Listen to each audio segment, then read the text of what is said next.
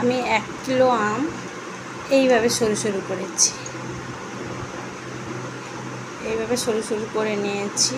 এর মধ্যে আমি কি দেব, লবণ হলুদ দিয়ে আমি জারের মধ্যে ঢুকিয়ে দেব। এই জারটা নিয়েছি আমি রোদে ভালো করে শুকনো করে নিয়েছি দিয়ে।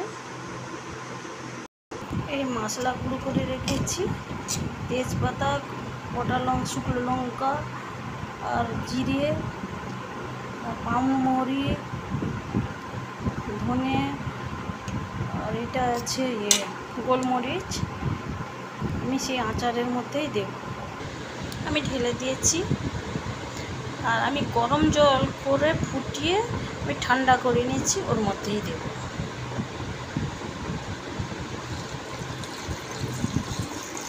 ও ডুবিয়ে দিতে হবে পুরোটা, জলটাকে ভালো করে ফোটাতে হবে, দিয়ে ঠান্ডা করে নিতে হবে, তারপর ঢালতে হবে। ওর মধ্যে আমি কি দেব, ভিনিগার দেব আর 8-10টা মতো কাঁচা লঙ্কা আমি চিড়ে দেব। সেই মশলাটা আমি 3 চামচ দিয়েছি, ছোটো চামচের। আমি কাঁচা লঙ্কা আর 10টা মতো দিয়েছি, ভিনিগার আমি 3 চামচ দিয়েছি ছোটো চামচে।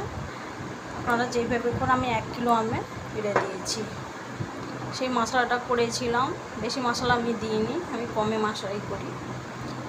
এটা আমি সর্ষে দিই না, এরকম মশলাই আমি করেছি। এবার 1 বছরও রাখতে পারেন, খুবই টেস্টি হয় আর খুবই মাঝে মাঝে রোদে দিয়ে দেবেন।